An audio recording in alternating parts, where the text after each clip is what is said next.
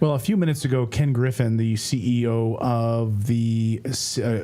of Citadel, came out and said that energy costs will lead to a global recession. He was emphatic about that. Jeff Curie of the Carlyle Group said people don't understand what we're about to face here, that we are in a deficit right now for oil in the United States, and that once the shortages hit, it's game over. He's never seen anything like this. He just spoke about this a few hours ago. Watch.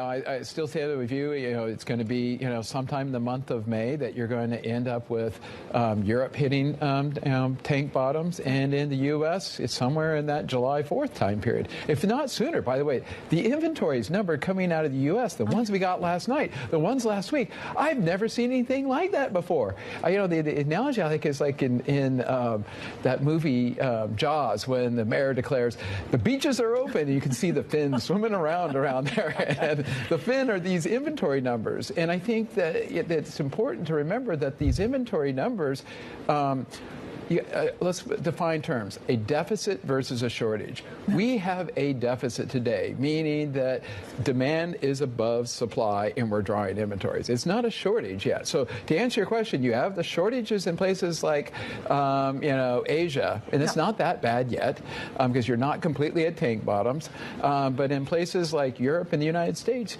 you're in a deficit and you don't hit the shortages until you hit tank bottoms.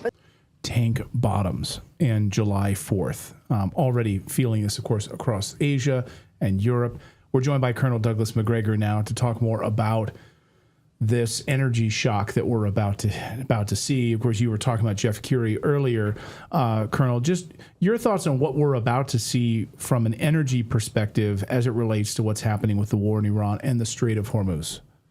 My friends in India talked to me this morning and told me that oil is $118 a barrel right now. Wow. If you're talking about jet fuel, then it's exceeding now $250 a barrel. That's jet fuel. That means that the airlines in many cases are going to go under.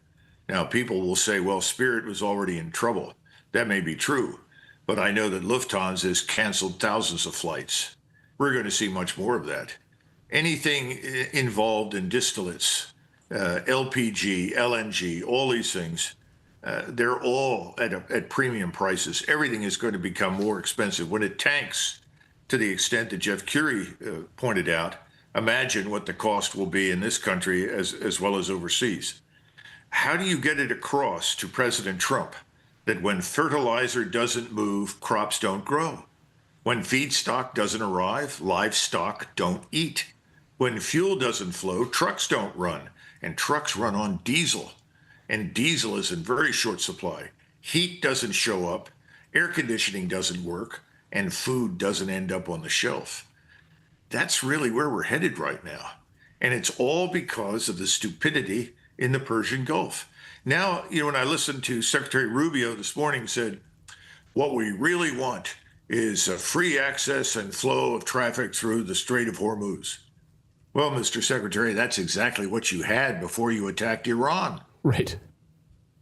Good Lord. Now we're going back to what we already had. And that's now, I guess that's now the strategic goal in all of this is go back to where we were before we decided to start bombing them. Right. I see my feed is full. My sort of Instagram stories are all people who are like, leave Iran alone. I do not want these prices at the pump. They're not buying it. Even if President Trump is telling these children, we had to do it, had to be done. They were going to nuke us all. Nobody buys it. Can you believe what you're seeing? And, you've been through many war propaganda cycles. This seems like the worst. Well, it certainly is at least as bad as I remember in Vietnam. It took us a long time to figure out that, contrary to popular belief, we weren't really stopping communism in Vietnam, that this was actually a civil war that we'd involved ourselves in.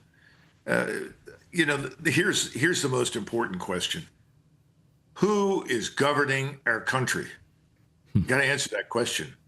And for whom are the people in Washington governing the United States? Now, our founders, answered that question pretty clearly, actually unambiguously. They said the government of the United States derives its legitimate power from the consent of the governed, not from foreign sources, foreign courts, foreign treasuries, foreign governments, foreign interests. It comes from the American people. And go back to what you said, Clayton. He's never talked to the American people about this war. Mm-hmm. And when he did, as sort of a sideshow, when he spoke on the State of the Union, and he mentioned Iran must never have a nuclear weapon, and like trained seals, everybody stood up on both sides of the aisle and clapped. Right. Even though there was no such animal in Iran. Right. Well, that's the question. Who is in charge? Yeah, who is in charge? Here's a question from Southern Griffscom. I'm going to put this up on the screen. It says, how will you guys feel if Trump succeeds? He campaigned on no new wars. An Iran with no nuclear power is a better world. Otherwise, China or Russia would have sold them nukes. What are your thoughts on this? I mean, I'll just say, I don't know that Iran having its own nuclear power to support its own people is an affront to the world. I think that it would enrich and help the Iranian people. I think I would be fully supportive of them having their own nuclear power to power their buildings and infrastructure. But if Trump succeeds, how will we feel? What does success mean to? Well, I thought we already did succeed because we blew up their nuclear weapons. They're obliterated. Yeah. Go ahead, Philip. Well, that question like defeats itself because if he campaigned on no new wars, he didn't step into this already in process. It wasn't like he just walked into a war in progress in Iran. He started it. You can't succeed. You can't succeed and then start no new wars argument. Yeah. You already lost that argument. Colonel, what do you make of that question? Well, first of all, India and Pakistan both have nuclear weapons. We have not gone to war with either state. We have always had concerns about Pakistan because it has been, in many respects, a hotbed of radical Islam. But thus far, the Pakistani military has been very professional, exercised close control over those weapons. We know that North Korea has nuclear weapons. We also know that the North Korean dictator has been told in no uncertain terms by President Xi of China, and for that matter, President Putin, if you initiate a war with someone and use a nuclear weapon as a result, we will not support you. However, if you are attacked, that's a different story. So contrary to everyone's public criticism and insistence that North Korea could attack us at any time, it's very clear they're not going to attack us because they don't want to be obliterated. And they know that's what would happen. But they've also been told by the two nations that have acted in their behalf not to do it. So I agree with you, Clayton. If Iran develops a nuclear capability, that's Iran's business. Iran has not opened a war against anybody for over 200 years. It has not tried to expand its borders at anybody's expense for over 200 years. I think we're going to live in a world in the future that's going to be different from what we think it ought to be. It's a collection of states that have clear and unambiguous interests. And the big issue for everybody is going to be resource sovereignty. Everybody is now going to be very concerned that they have on hand all of the things that are essential to their survival. And that means energy in all forms and all types. Resource sovereignty. I think you're absolutely, man, you hit the nail on the head. Forget this unipolar world order. It is really shifting to this multipolar world order where they need to protect themselves. Go ahead, sir. I guess when I think about who could actually do that, Africa has aligned itself greatly with China. They will have more access than they have now with sort of the crappy relationship they have with the United States and our sort of... And France. Right. Yeah. Europe is the one place I think that cannot do it, that cannot be resource sovereign.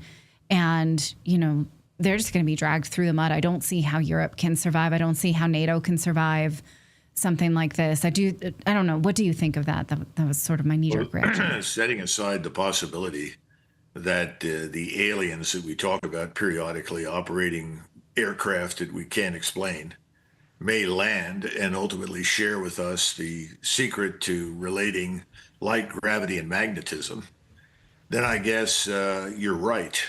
Europe is going to have more difficulty than most, but not totally hopeless. right now, the largest cache of rare earths in Europe thus far has been discovered just a few 100 feet offshore from the Norwegian coast. We know there are tremendous stores of energy, rare earths, and other critical minerals in the Arctic.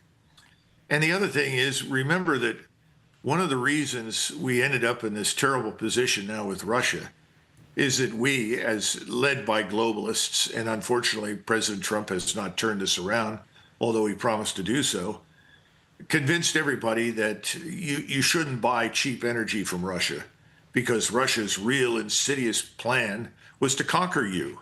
Well, that was always nonsense. There's no money in territorial imperialism. I thought everybody figured that out. That's a dead end. Governing other people's nations is both wasteful, counterproductive, doesn't work well because people want to govern themselves. Right. So it's much better to do business. Germany has been practically destroyed, deindustrialized, because under its own leadership and ours, what have they done? They've cut themselves off from Russia's cheap gas. And we know historically that cheap energy, cheap credit are linked. If you don't have cheap energy, you can't get cheap credit. And that's what we're seeing happen slowly but surely with each passing day. You'll hear people who will finally speak up and say, have you noticed the bond yields are rising? Yeah, they're rising. And we have a $39 trillion sovereign national debt. And how is that amassing with each passing month, with each passing year? It's unsustainable. So you need the cheap energy. If you got cheap energy, you're also combating inflation. We are in a terrible mess right now because we've killed the two, cheap energy and cheap credit. No cheap credit means you can't refinance. And right now, all the big private equity firms are in trouble. BlackRock and a host of others, because they can't refinance. They're trying to borrow money to become liquid because very few of their assets are liquid. They need liquidity. The banks need liquidity. How do you get it? You borrow it, but you can't borrow at higher and higher interest rates. So we're headed for a giant steel reinforced concrete wall. It's coming. And I don't see how we avoid it at this point. And I think that will be the end of President Trump. And I think it'll be the end of his administration. It may ultimately be the end of the government that we see right now in Washington, period, because let's face it, President Trump has done something that, as we saw during the State of the Union, everybody on the Hill supported. Now, not everybody. There were a few lone rational actors. But the point is, Washington is in this with both feet. You know, we got this question here. I can't believe I'm going to ask this question, Colonel, but one of our viewers, thank you for your super chat, says, would we have been better off with Kamala? Thank you for your thoughts on this. And just want to show you this Times of Israel article published during the campaign. During the campaign. Harris told Jewish voters all options are on the table to stop Iran from going nuclear. He was very vocal about basically going to war with Iran, even if she was elected. So, I mean, and now she's the front runner. If you look at the latest polling numbers for the 2028 election, she is now the front runner for the Democratic side. I mean, it's like, I don't know, man. What do you make of this? Would we have been better off with her? If that's remotely true, I suggest that we immediately make Natalie our candidate and run her for office. Yes. Save us from Kamala. All right. I think we can say with absolute certainty that no, we would not have been better off, and I'll tell you why. When Kamala Harris on numerous occasions demonstrated that she could not string coherent sentences together, that she was essentially an empty suit that cackled whenever provoked, the Zionist billionaires that ultimately put Trump into office turned away from the Democrats. Remember when they had Biden there, they got what they wanted. If Biden had run again, of course he couldn't do that because he was non-compos menace, but if he had, I'm sure they would have supported Biden instead of Trump. But once it became clear that Kamala was the one, everyone ran for the exit doors right away because they knew they were dealing with someone who was dangerously stupid and ignorant. So that meant you gotta support Trump, but you had to extract promises from President Trump. And one of the key promises was very simply Israel gets whatever Israel wants. Yeah, it doesn't matter who's in charge, it seems. You could have Ron Paul. That'd be the only chance, maybe a Thomas Massey. Colonel, I wanted to ask you, I mentioned before the break, this Washington Post report this morning. I'm sure you saw it. Brandon Weichert had reported this, I think, on Tucker Carlson's show. I think he was maybe the first to report this. We also had sources that covered this as well. We covered the injury aspect of this story, which was the devastating attacks on American infrastructure in the Middle East. A lot of the military bases there largely destroyed, a lot of infrastructure destroyed. This was, of course, kept from the American people. And then now the Washington Post comes out with this report, and it's suddenly like front page story, like exclusive. The Washington Post is now telling us what Brandon Weichert reported, what we reported here on all the injury and death numbers. But now the Washington Post is reporting it, so we got that stamp of approval. Colonel, what do you make on, first of all, on the story, and then on the actual Middle East infrastructure, the U.S. military bases, and how devastated they may or may not be? Well, I was castigated for telling everyone within the first few days that 27 of our bases had been struck and largely destroyed. Yeah, they were saying you were lying. You were a liar. Yeah, right, exactly. So I can tell you now, having seen the satellite pictures, I mean, we've got a lot of commercial satellite photography, so you can't hide this sort of thing for very long. And I think that's probably why the CIA decided to tell the Washington Post, go ahead and release this, because otherwise the Washington Post would repeat whatever lies they told them to tell. And it's pretty obvious that these bases are finished. And if we were ever to get back into the Gulf region, which I highly doubt at this point, we would not want to have to rebuild all these bases. It would cost us billions of dollars. We can't afford it.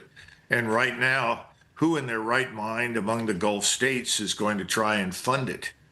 I mean, right now, the last man standing, it's not really the last man standing, but the last one continuing to pitch for the U.S.-Israeli alliance is the UAE. And the UAE is in a lot of trouble. And that's one of the reasons over the last 24, 36 hours, you've seen strikes go in to target places in the UAE. The UAE is seen as a not so terribly secret Trojan horse for Israel. And the Iranians are sick of it. So I think two things we need to take away from this. First of all, yes, the bases are destroyed. They're done. They're finished. Number two, these Emirates are probably not going to make it through this war either. And that is dependent upon whether or not we decide to renew the war against Iran, which I think we will, sooner rather than later. I don't see how they survive. They're artificial constructs, perhaps even more artificial than the rest in the Arabian Peninsula. They can't export the oil. They can't generate the income that they have historically. You know, there's 67 million, or there were 67 million people living from the Iraqi border east down to the border with Oman. That's a lot of people. They can't stay there anymore because they're going to lose their desalination plants. They're going to lose oil infrastructure because the Iranians have made it clear that if we attack them again, they are going to do that, because I'm sure we will hit their desalination plants as well. I don't think there's much question about that. Yeah. Well, Colonel, I guess we'll let you go here. I know Larry Johnson, friend of the show, Larry Johnson, saying May 7th is a date that he's been hearing for a possible restarting of this war. You said about 48 hours for some sort of a new strike. Is that what we can expect? Some sort of a massive... None of us. Well, Larry has excellent sources. I cannot say with absolute certainty it starts tomorrow. All I'm saying is that we're on the precipice. Yeah. And you've got a lot of people out there, soldiers, sailors, airmen, and Marines. You can only cut squares in the ocean for so long. You can only burn fuel for so long. You can only sit on strip alert for so long. And you've got an estimated 15,000 light infantrymen, Marine and Army. And, you know, I wouldn't want to be in that part of the world this time of year. I don't know if you've been over there, but it's like 140 degrees in the shade. It's crazy. Yeah. Right. So you have to do something or not. But Now, do something to get them killed. Like, Yes, I think exactly. I'd rather, sit there and Get a skip sunburn. stones. Get a sunburn and do something. Right. And the larger question, Natalie, to go to your point, is if we leave, if we say that's enough, on humanitarian grounds, this must end. And we just get out. What happens? Mm-hmm. Well, Israel's going to be very unhappy. They're going to have a lot of trouble surviving. Let's be frank. You can't tell all your neighbors you're subhuman and then expect them to embrace you. So I think Israel's in a lot of trouble, but we're not. We'll survive this. We can get back to something important, and let's focus on our country. We don't need to invade Cuba, for God's sakes. Yep. Well, that's next. Yeah. Don't want to do that either. Not available for that. Well, I hope people are. I hope Americans need to wake up. They need to wake up to what you're saying. We are heading into a dark time right now, unless we reverse course immediately. Colonel, thank you so much for your insights and analysis, as always. And for the record, I'm not running for any office. I go to bed at 9:30. I cannot be up. I cannot be up for campaign. I was already looking on Ticketmaster or wherever. I was going to order tickets to that debate because I want to go to that debate. Okay. But I guess it's never going to happen. Me against who? Oh, my God. Kamala. Whatever you do, don't drink heavily. Okay. Yeah. I don't. She's got that going for her. Kamala has to bring a big bottle of wine. Colonel, great to see you as always. Thank you so much, sir. Thanks, Doug. All right. Thank you so much for watching Redacted. We'd love for you to subscribe to the channel. It's totally free if you want to follow us or subscribe. And if we brought you any value at all, please consider sharing this video with a friend or a loved one on social media. Thanks so much, and we'll see you next time.